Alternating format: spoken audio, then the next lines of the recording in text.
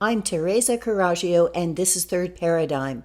My topic today is Robert Malone and the Cull-de-Sac, and that is spelled C-U-L-L. On my episode, RFK and Gaza, Baba GBB wrote, "And now even most of the supposed resistance or freedom fighters I met and worked with early on have been herded into one or another cul-de-sac, C-U-L-L, by use of psyops and operatives and religions and politics to short-circuit their brains." Cul-de-sac. I've used this to title my 18th video about Robert Malone. Why this title? Why another video on Malone? And why now? I'll start with the last question and save the first for the end of the episode. Now was instigated by my episode Mealy Mouth Malone being taken down after a year with no issue and returned medical disinformation just before Robert Malone's Psy-War episode came out, where he's giving a lecture to the Mises Institute. And that has 1.1 million views and counting and has not been taken down from YouTube. So that was very suspicious to me. In this episode, I'll be analyzing that video and putting it together with an old interview by Shannon Joy, aired in March 2023, called Dr. Robert Malone Speaks Out About Deep State Accusations and Sets the Record Straight. This was referred by Vilma of Legata Politica. At the same time, I got from Matt Taibbi and his Racket News, come to my speech in defense of the First Amendment in Washington on Sunday, September 29th, Rescue the Republic. So he is appearing with Brett Weinstein, Heather Heying, Robert Malone, Tulsi Gabbard, and Russell Brand, just to name the ones I've done episodes on.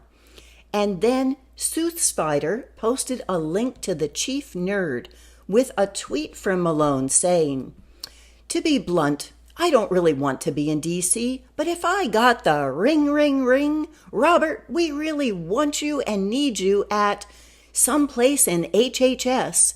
Because if Bobby calls me and says, 'Robert, where could you be best used?' I think FDA is the place. It doesn't have to be the head of the FDA. There are a number of places at the FDA. If I was in a position where I had some kind of operational authority, this is the kind of thing I would want to pursue. A kind of middle ground, to be informed by what pharma needs, to be informed by what the American consumer needs." So who answers to who? Is Bobby's loyalty or obligation to Malone greater than Malone's fickle or opportunistic use of him? Who really calls the shots? In RFK's campaign that was preemptively announced by Steve Kirsch right before Malone went on Tucker Carlson in the buzz of the Pfizer fiasco. Here's an interesting tidbit. By July 2024, Timothy Mellon, heir to Andrew Mellon's banking fortune, had donated $25 million to Kennedy's super PAC, dwarfing any other contribution. At his first $5 million, he was already 50%, and with one other billionaire was at 95% of that super PAC, which means that the Steve Kirsch 10 grand really was just peanuts. So Mellon has also donated $75 million to the Trump campaign by July 2024. Was this all a banker-funded plot from the beginning? A way to really donate $100 million to Trump, but with twice the leverage? Kennedy has certainly brought supporters to Trump that never would have reached them and prevented another third-party candidate from emerging. He has since told Tucker that he was asked to work on personnel selection for Trump's transition team. So it seems like Robert Malone may be getting that ring, ring, ring. The second circle of PSYOP. By the time that Robert Malone spoke out, The world was on its first booster shot, so third shot altogether. The damage from the COVID con, lockdowns, economic freeze, psychological pressure, and mandates was done. Everyone who could be coerced was already injected. Kennedy had been warning against vaccines for decades, but Malone told the people listening what they already knew. He became an authority spokesperson by preaching to the choir. The second circle of PSYOP controls the opposition so a movement doesn't emerge with the credibility of having been right. Those who saw through the last big thing are most likely to see through the next big thing. If that can be harnessed as a reaction, they can be used to bring about the next big thing, rather than harbingers against it. And there's certainly a third circle of PSYOP, to collect those challenging the second circle into fruitless endeavors. That's why the question, what difference does it make, should always be asked. To know someone is lying, not just mistaken or misled, is a gift. It allows you to deduce the agenda from someone who's in on it. So let's read between the lines, shall we? Joy and the Art of Manipulation. These are from my rough notes on Shannon Joy's interview. Malone speaks out about deep state accusations and sets the record straight. And this is from March of 2023. Joy, people have been attacking you from the periphery of the medical freedom movement. Malone, it's not any fun and actually upsetting. There's a surge in disruptor activity with me, RFK, small number of folks, but very noisy. Doing this as a living for many years, attention getters. And then he gives examples of shutting down harbors because of false claims about dirty bombs.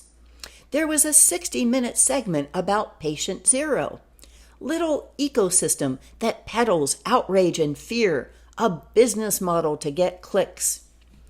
Desmet calls this counter mass formation, when you can't get to the people who are actually doing it, so you turn on others.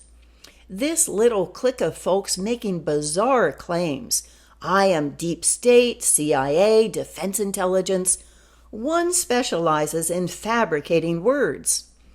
They're facile with generating outrage, exploit the lack of trust, and then it has a video of a ticker going up to 5 million views.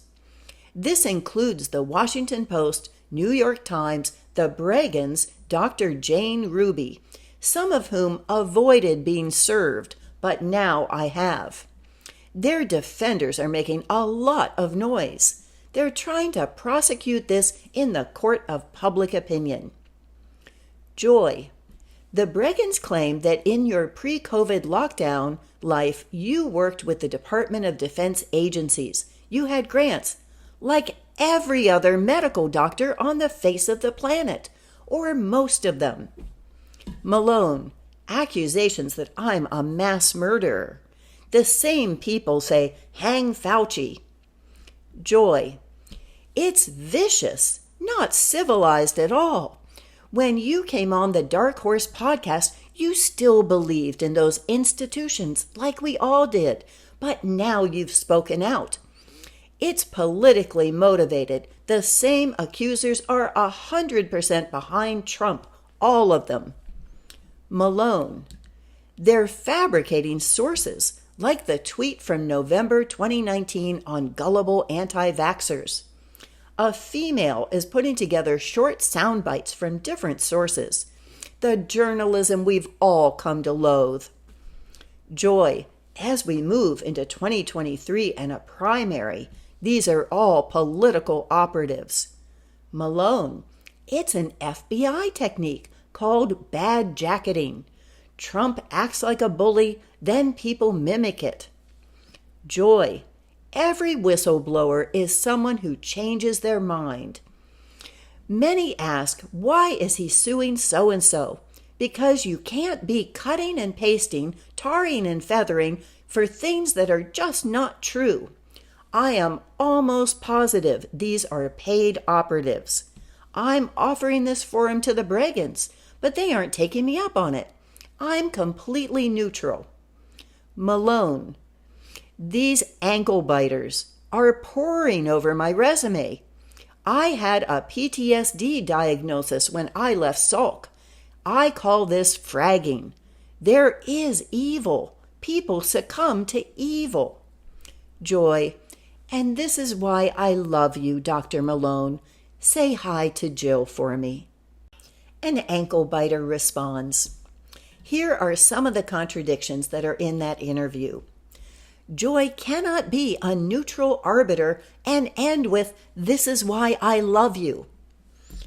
Malone says nothing to counter the accusations that he's working covertly for a government agency. He says nothing substantive. Joy is an apologist for him, saying he was taken in by the institutions, but weren't we all? He worked for the DOD, but didn't every medical doctor on the planet? Malone refuses to name names so no one can check his sources.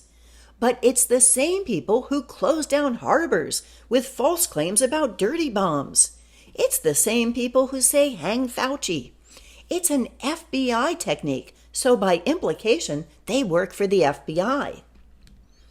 Stoking fear and outrage is a business model to get clicks. I'm taking it in with my non-monetized channel, unlike Shannon Joy, who can barely afford her esthetician with 24,000 subscribers, sponsorships, and commercials.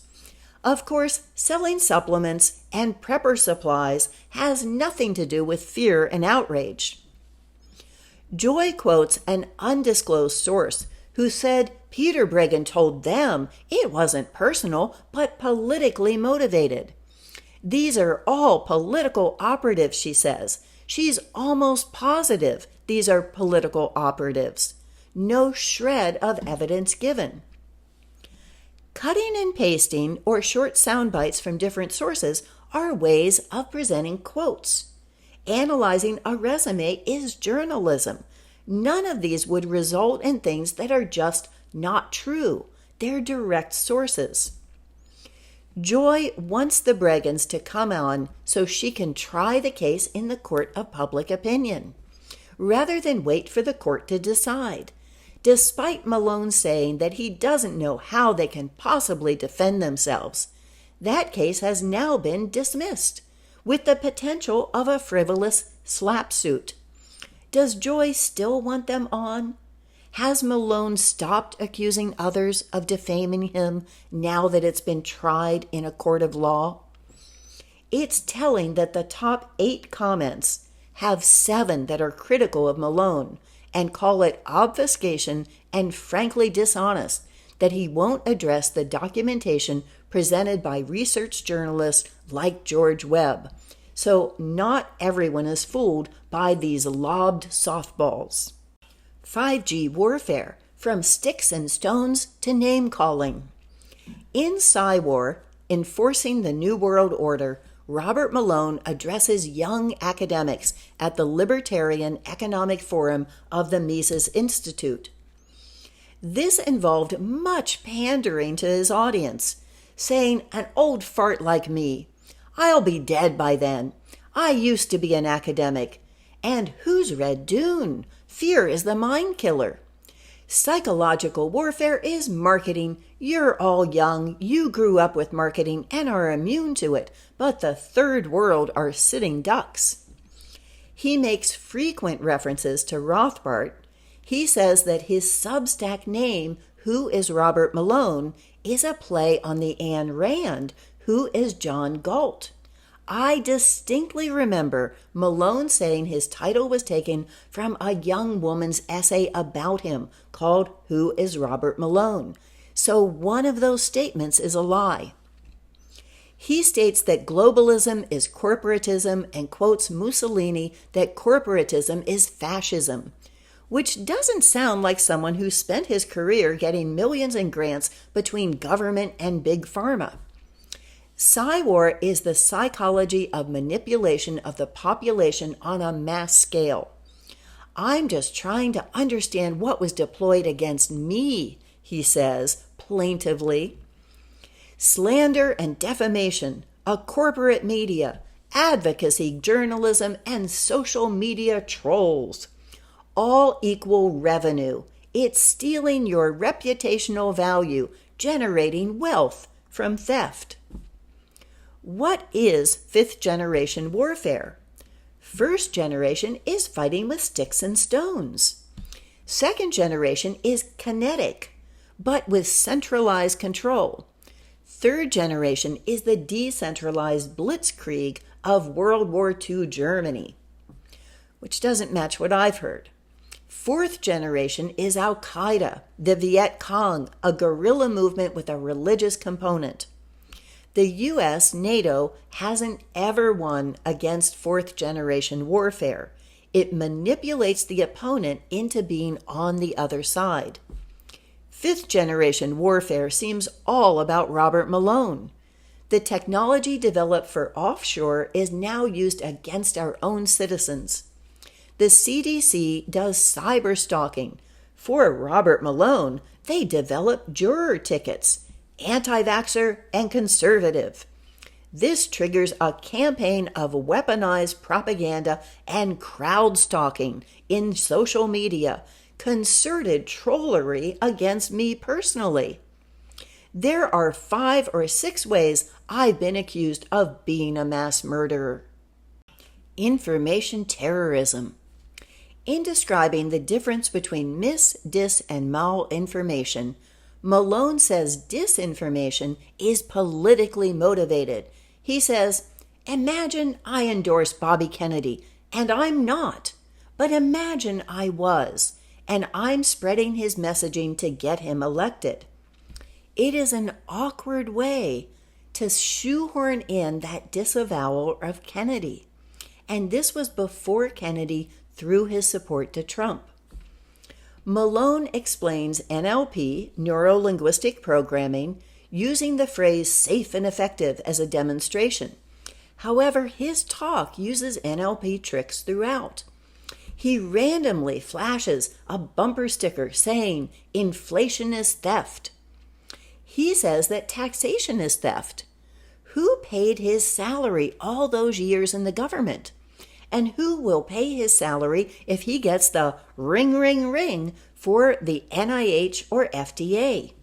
He talks about psychological bioterrorism as surveillance capitalism, never once mentioning Shoshana Zuboff, who wrote the book Developing the Concept and Defining It. But psychological bioterrorism isn't just fear of infectious diseases. It's propaganda about unsafe drinking water, soil contamination, and climate change risk. Another name is information terrorism. Really?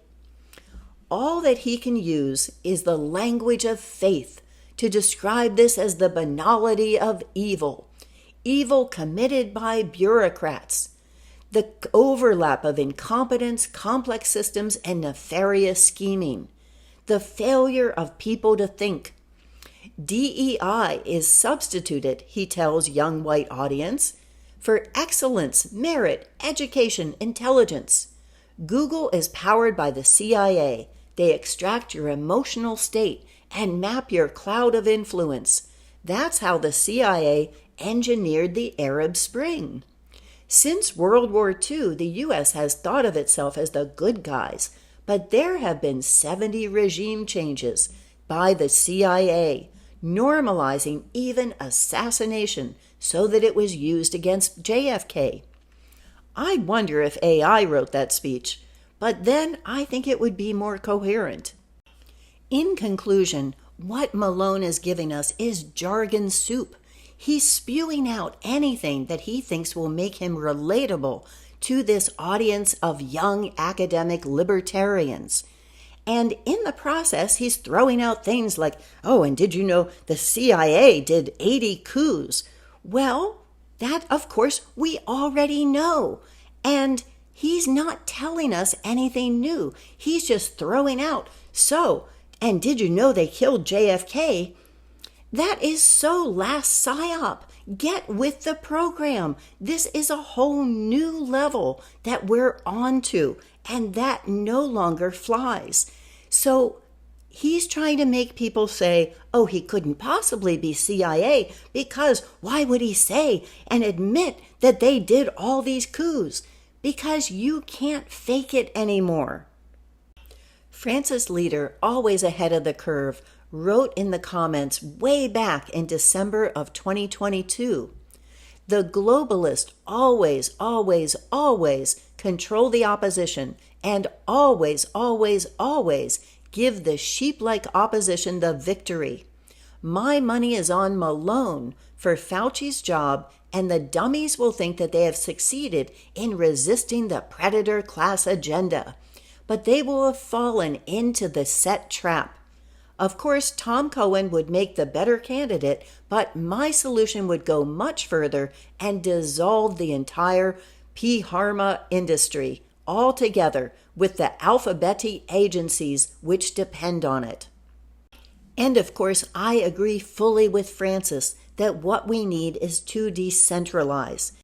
When asked what do we do about this in the final Q&A, Malone says, well, you need to get off social media. You need to go into off-grid places so that you can't be manipulated. And as economists, you need to develop a new system, something that cannot be taken away. You need to develop the new world order.